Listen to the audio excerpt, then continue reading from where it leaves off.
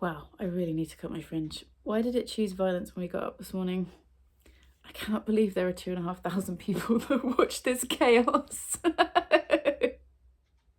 I'm Victoria, and this is What Victoria Read.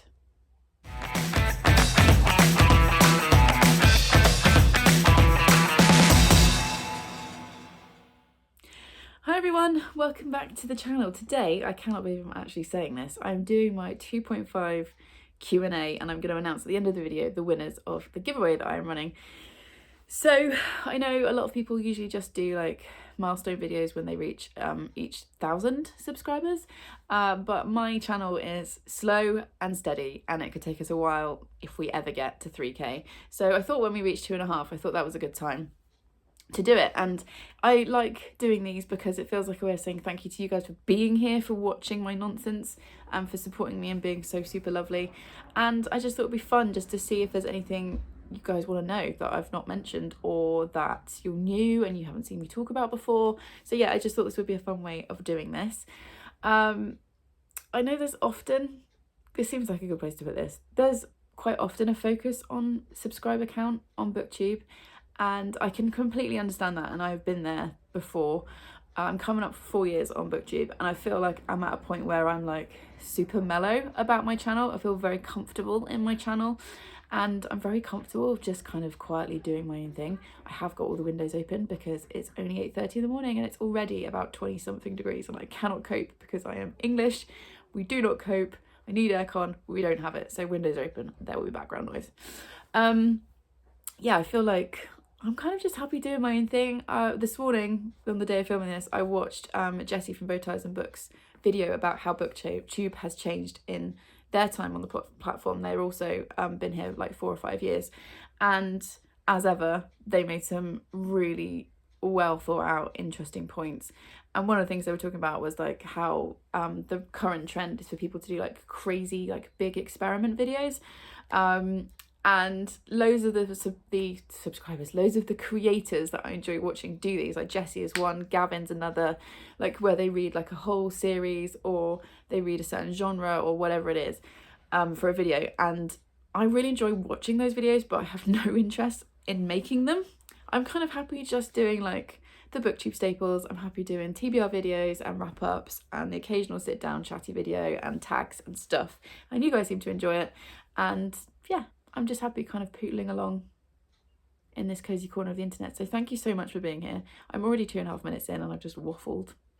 And we all know I'm not going to edit it out. So here we are. Welcome if you're new. Hello, come on in. I have got 14 questions. I had so many questions. I did not expect as many questions as I got. I was like, well, if I get like 4 or 5, that'll make enough for a video. I have 14. A lot of them, the lot of questions that I got asked were like duplicates or very, very similar. So I've just picked out like the 14 that I found most interesting. As always, I've not organised this very well and I've not written down who's asked them. So I apologise if I don't mention who's asked these questions. But if you submitted a question, thank you so very much. I did also run a giveaway and you had to be subscribed to me and ask a question to be entered, and then I did extra entries for like Twitter and Instagram and sharing and all of that stuff. So I've put all of that into a list, and then at the end I've already chosen the winners. I chose those on the Friday when the competition closed, so I will announce those at the end of the video. But let's get into it. We've got 14 questions, so we all know that I talk too much and this could take some time, so grab a drink and let's do it. As always, when I do any kind of like questions with my dyslexic brain, I cannot hold on to that much information in one go. So I've got my laptop screen open here with the questions on it and we're just going to go through. So first question, and I had this a few times, and I'm also just about to film the mid-year book freakout tag, is that what it's called, which has also got this question in it. But the first question is, and I got this quite a bit so I thought I'd answer it here as well, what is your favourite book so far this year?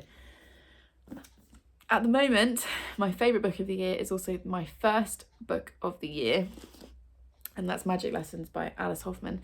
This book, even holding it in my hands, like it feels special. This book I think's got a little bit of my soul in it. This is the beginning of the Practical Magic series. Can you see Practical? Oh yeah, just there. Here she is with her crack spine. This is the beginning of that story, and as it says on the cover, every story has a beginning, every rule has a purpose. And this was just, I read this book at the perfect time. The reading experience was top notch. I'll link my January wrap up where I read this and you can get my full like in the moment thoughts on it. But Gary and I went away for New Year's, and it was just the two of us. Here comes the cat to cause havoc.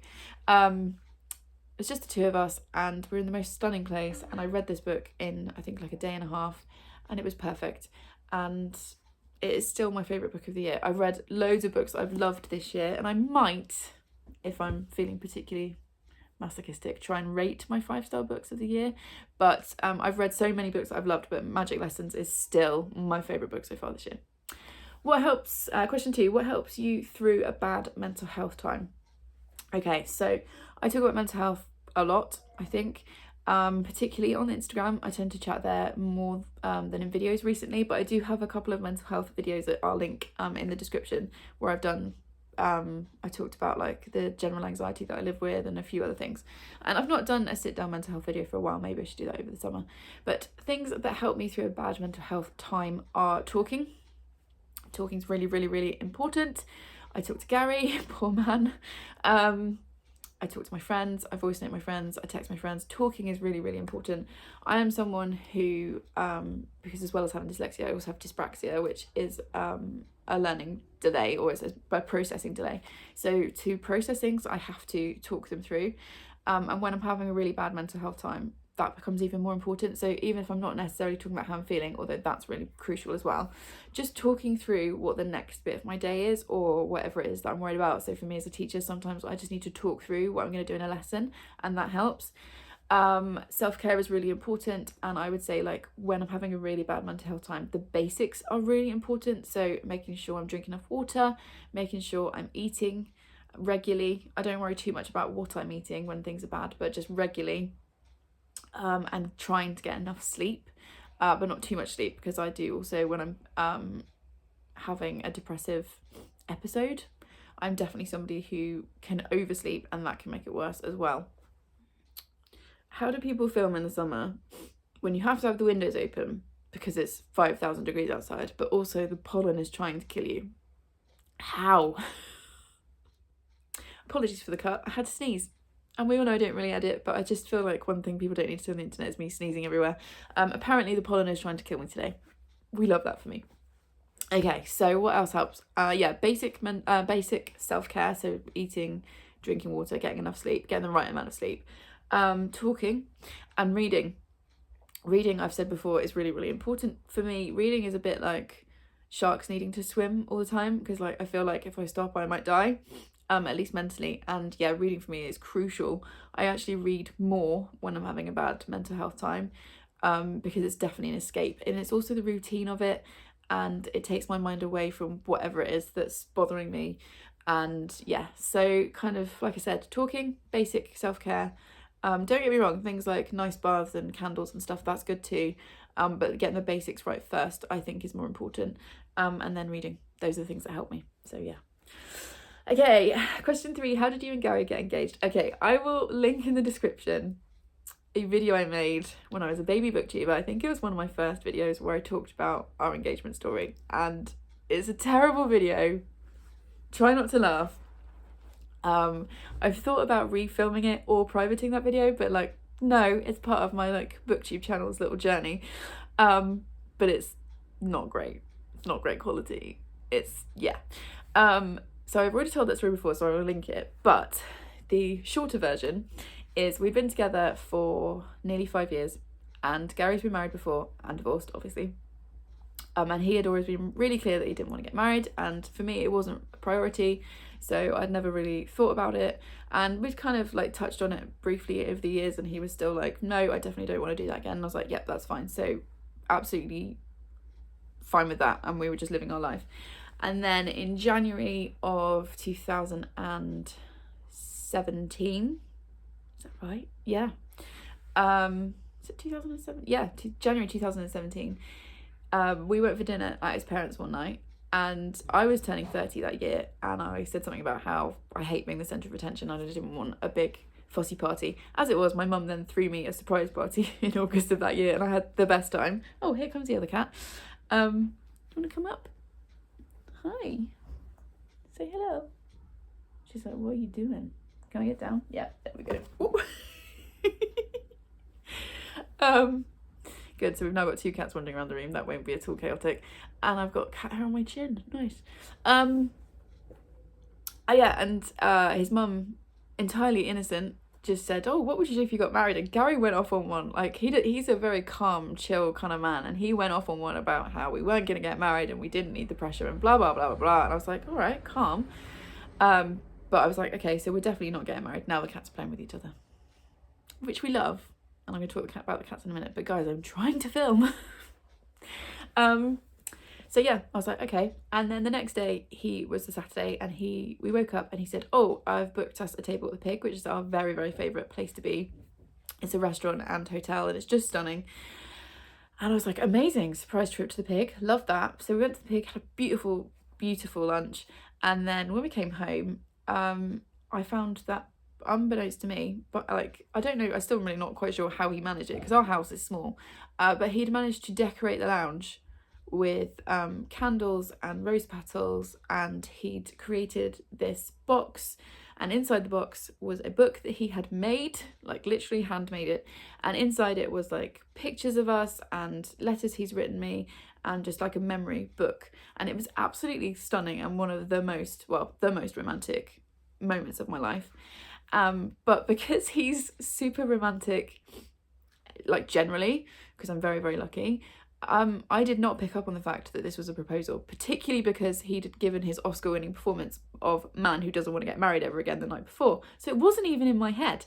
And we were sat on our sofa in our lounge as I was looking at this, and then he crouched in front of me. What had actually happened is he'd got down on one knee, and I still hadn't noticed that he was proposing. And then I got to the end of the book, and there was an envelope stuck like to the back page, and in that was a ring. And it was a metal ring. It wasn't a diamond ring. So I just thought, oh, cute. He's bought me a cute ring, and he'd bought me another ring a couple of years before that I wore on my right hand rather than my left. And I was like, cute, that will, I'll like alternate it. And then he asked me to marry him. And I was so shocked. I had to get him to repeat the question because I was completely shocked that he was asking me. And obviously I said yes, and we were engaged. And then the following day, like, we did like FaceTime, and like it turned out that he'd like spoken to some members of my family, he'd spoken to my dad. He hadn't asked my dad permission because he knows that he doesn't need that, but he'd spoken to my dad to kind of ask if it was basically a good idea, and my dad was like, yes, do that. So my poor dad and stepmom had been waiting like all day because we didn't get back from the Pig until like 3 o'clock, and by the time we'd actually got engaged and like done a lot of like shrieking and jumping around the house, it was like 4 o'clock. So they'd been waiting for a call for ages, and we FaceTimed a whole bunch of people like nobody else knew, and got some very shocked reactions. And then the next day we went shopping for my engagement ring, which I now obviously wear every day along with my wedding band. And yeah, that is the story of how we got engaged. So I'll link my original how we got engaged video in the description. I'll also link our wedding video, which is 10 minutes long, if you want to watch that. Obviously I didn't film that. That was filmed by our incredible wedding photographer, Aaron, who is like fully credited for that video. So yeah, if you want to see that as well, it's one of my favourites, obviously, but I'm very, very biased, but I will just link that if you want it in the description. Okay, we're only 3 questions in and I've already been talking for too long. Question 4, which book changed your perspective on things in real life? I love this question. I was looking at my shelves and I thought this book didn't change my perspective exactly, but it kind of brought things into focus and also gave me the tools to talk to other people about it. And that is Don't Touch My Hair by Emma DeBerry. As I said, I was aware of racism. Obviously, you can't be in the world and not be aware of it. And I was aware of how it affects different people. But this book in particular, I read several non-fiction books by Black authors last year and the year before and the year before that, and I'm still doing that now. And this one in particular I reference a lot, and it's like I said, it kind of gave me, I already had those ideas like circulating in my head, but this gave me the tools to actually articulate it properly and really brought it to the forefront of my mind. So yes, this book would highly recommend. It's really interesting, I think it's really accessible, and it just really brought a lot of things into focus for me. Okay, question 5, what made you start a booktube channel? So I started my channel in November 2018, so we are coming up on 4 years in November, which is completely nuts. And I just got this urge one day. There's no like big origin story. I was watching people like Harriet Rosie. I was watching, who else was I watching at the time?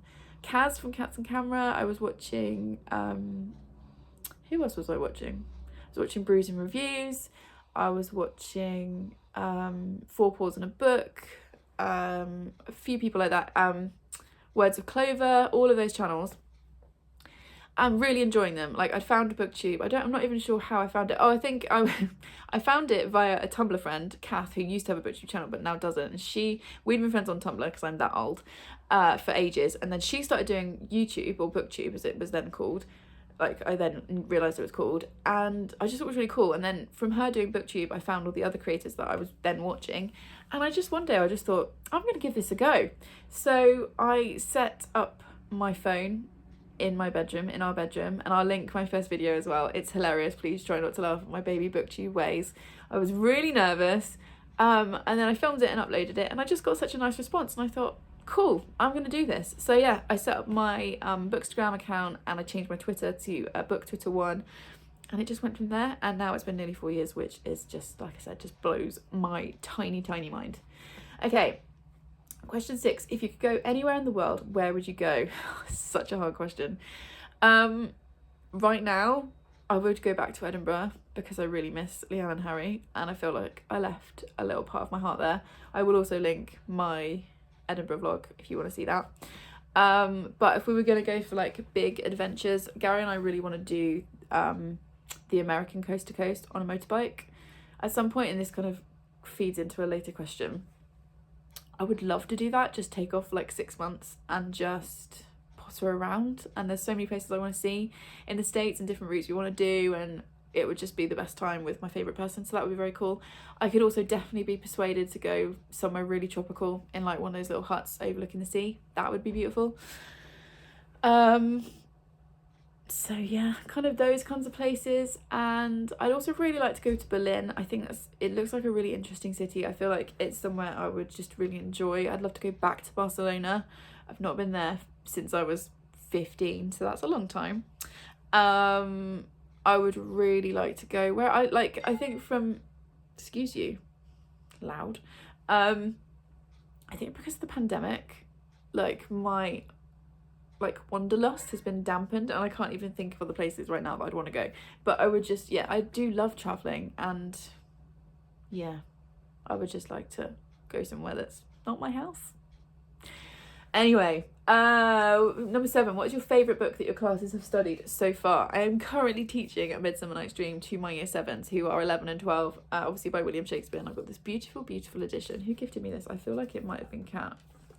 Oh no, it was Shannon. From 155 Books. Thank you so much, Shannon. I always keep the gift note in here so I can see it. I'm currently teaching this to my year 7s, as I said, who are 11 and 12, and we're just having the best time. Like, it's definitely been the most fun unit of work to teach, because we're just prattling about. It's so much fun. We're doing obviously like a potted version of it, because you're not going to read an entire Shakespeare, like every single word of a Shakespeare play, to a group of 11 and 12 year olds, because you'll put them off for life. So I'm doing a mixture of reading a bit and watching the film, getting them to act out bits. Yesterday's lesson we were doing the argument between Titania and Oberon, and I was playing Titania, and one of my year 7 boys was playing Oberon, and we had fairy wings and a crown on, and it was just the best like 50 minutes of my week. So I'm having an absolute ball with this. They seem to be really enjoying it, which is really nice. I was supposed to be teaching them today and Monday, and they were actually upset that they were missing their English lesson, which is a huge compliment. So yeah, this one definitely, I mean, it's a nuts play. There's so much in it, and it's a bit of a fever dream, and I'm just having the best time. So yeah, definitely A Midsummer Night's Dream. Thank you very much, William Shakespeare. We're having a ball. Okay, question 8. How are the cats doing? Well, as you can hear, they're fine. For anyone who doesn't know, we've got 2 cats. We've got Jack, that is his full title, and we have Miss Molly. And Jack is 5. Bad cat mum. I think he's turning 6 in August. We've had him almost 4 years. We got him just after we got married, and he was a rescue. They're both rescues. He is lovely. He's our big boy. You have to use both hands to pick him up. And he's a complete mummy's boy, and he loves cuddles, and he likes routine, and he doesn't like loud noises. and he's really more of a dog than a cat. He kind of hasn't realised that he's a cat, I don't think. But he's very chill. And then we have Miss Molly, or Molly Mayhem, as her other nickname. She's got lots of nicknames, and she came into our lives in January. She is another rescue, and the cat home told us she's 2. She's definitely not 2. I think she's about a year old. I think when we got her, she was about 6 months old. So I think, yeah, she's probably about a year old by now. And she is the complete opposite to Jack. She is super independent, not interested in cuddles. She will come for a little bit of a fuss, but like only on her own terms. And she is a massive hunter. Both of the cats are outdoor cats. Jack can't even hunt flies or bugs without getting scared and running away. Whereas Molly is bringing in a fairly regular supply of dead things, which is my least favourite thing about her, but there we go. And they really love each other. We had a bit of a bumpy start, but they just coexist really nicely, but they also play all the time, and they nose bump. And anyone who doesn't have cats and doesn't know, like, they only nose bump if they really love and trust that animal. So yeah, every time they do it, I just, like, my heart grows too big for my chest. I still haven't managed to catch it on film, but I will at some point. And yeah, if you want to see more of them, they are regularly on my Bookstagram page because they're just so adorable. And yeah, they're fine. Thank you for asking. Okay, what is a book, question 9, what is a book you wish you could read again for the first time? I was looking at my shelves and there's quite a few of these, and then I thought I'd choose this one because ironically it's about someone who can't be remembered. Addie LaRue, The Invisible Life of Addie LaRue, The Invisible Life of Addie LaRue by V.E. Schwab. And I know this is a complete Marmite book on Booktube. I loved this, to the point where I want to try and find a slightly nicer edition. Like, this cover is beautiful, but I would love one with sprayed edges, and I don't really do sprayed edges. This is my only V.E. Schwab book so far. I do have another one on my TBR, which I'm really excited to read, and I now can't remember the name of. But in this one, we follow Addie LaRue, who makes the deal with the devil to avoid being forced into a marriage. And he sets her free and says that she can live her life, she'll have a longer life, and she can live it on her own terms.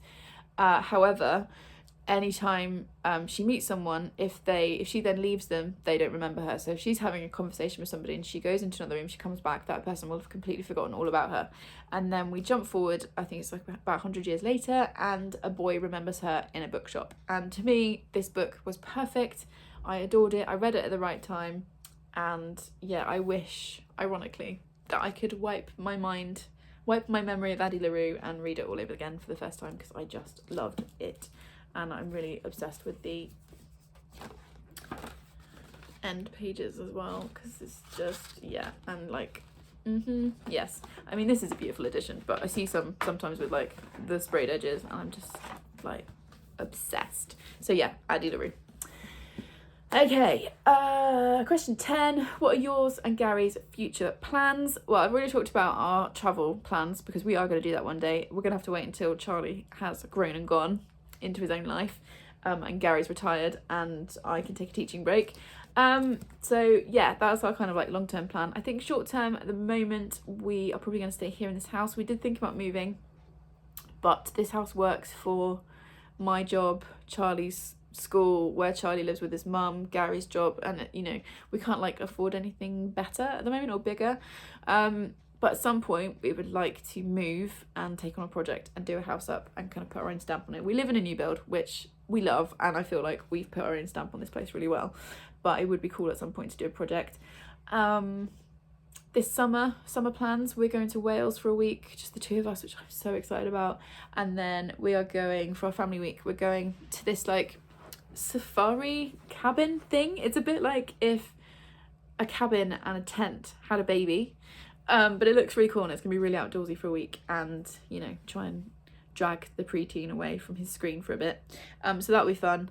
And yeah, that's pretty much it. We don't have massive plans at the moment. I feel like the pandemic kind of put a crimp on that, and also with my teaching, I'm rubbish at making future plans because I can barely think 10 minutes ahead. So yeah, we've got kind of minimal plans at the moment, but we're in a real good spot at the moment, and it's just nice just to be for a bit. So yeah. Okay, book 11, question 11, and now I've got hiccups. Which book are you reluctant to reread? This book scares me.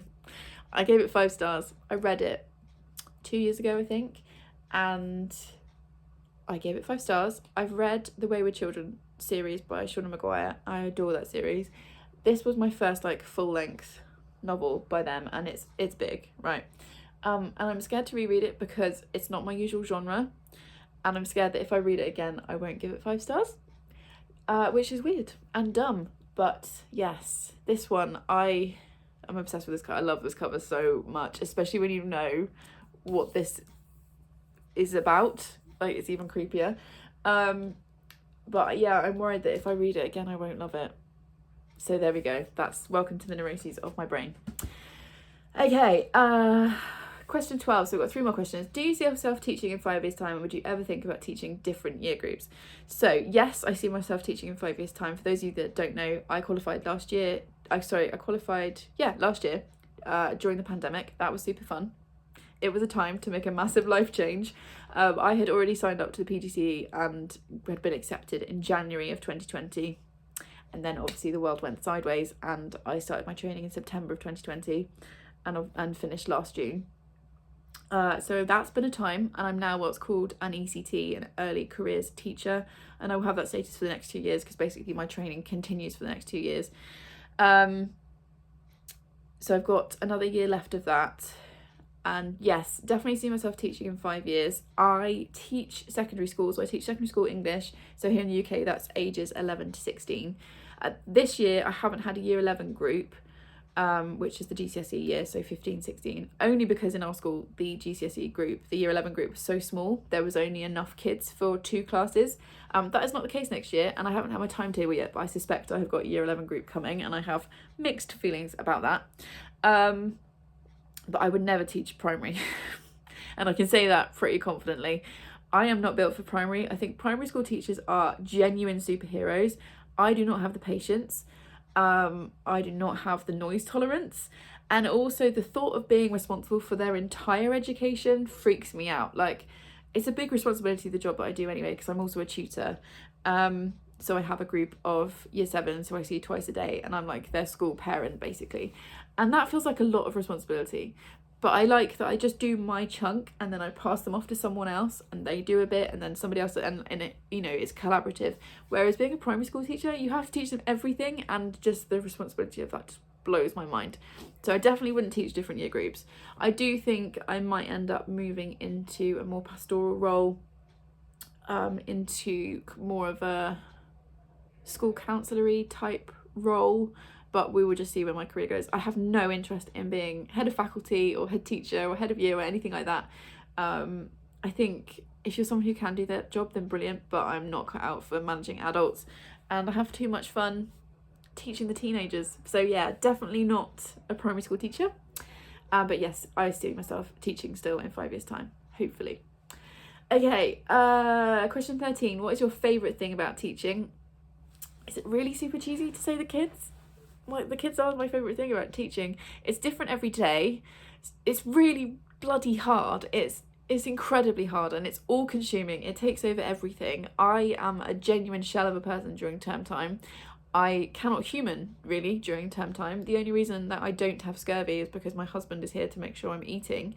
And because, you know, left to my own devices, I'd probably just lie on the kitchen floor in the evening with a bag of bread or a tin of beans straight from the tin. Like, that'd be it. But he's here to make sure I get proper nutrition, thankfully. But it's the hardest job in the world, well, I think, or one of the hardest jobs in the world. It's the hardest job I've ever done, and it's also the best job I've ever done, and the kids are the best thing about it. They can also be the worst thing about it, depending on the mood they're in. But yeah, there's just nothing like it. And so yeah, the kids, as cheesy as it sounds, I am also incredibly lucky to be in a school that I love, with an ethos that I completely agree with, and my head of faculty is amazing, and I'm just very lucky. Like, the team that I'm on, the English team, is just the best going, I think. I'm entirely like biased, but I love my team, I love my school, I love my kids. How cheesy was that? Right, last question. What is a book you recommended to a student based on a BookTube recommendation? I recommend this book all the time in our school library. One of the things I love about my school is we've got a massive LGBTQIA plus section in our library, and I've recommended this loads of times, especially to reluctant readers, but like older reluctant readers. So I've got some kids in like year 9 and upwards. Not that I wouldn't recommend this to younger kids, because I think from the age of 11 up, this book is fine. But my reluctant readers from age like 14 upwards, I've recommended this several times, because it's got a story they'll be interested in. They always get like, look at the cover and they're like, oh, that's really cool. And then because it's written in verse, it's also so much easier to read. Like, they don't feel overwhelmed by the amount of words on the page. So yeah, I recommend this all the time, and this was a definite BookTube made me do it. Who sent me this? Shah from Thoroughly Enjoyed Books sent me this, and I think it had her old channel name on the thing. I was like, who is that? But yeah, this was a definite BookTube made me do it. It was huge like 2 years ago, and I recommended this loads to my kids and they've really enjoyed it, so that's always a good thing. Okay, I've been talking for far too long. Let's announce the competition winners. So I had absolutely loads of entries. I had like over 50 entries, and then the winners that I chose, I just did a random number generator, and the winner was Karen Adge from Instagram and Amelia Barlow Books from YouTube, and she's a new booktuber that I'm really enjoying, so I will link her in the description. So Karen and Amelia, if I haven't got in touch with you by the time this video comes up, please like drop me a message and I will arrange to get your book to you. Thank you so much for being here. Thank you for supporting the madness that is my channel. If you made it to this point in the video, leave me the flamingo emoji for this brilliant book. Please subscribe if you would like more of this chaos, and I will see you in the next one. Thanks everyone. Bye.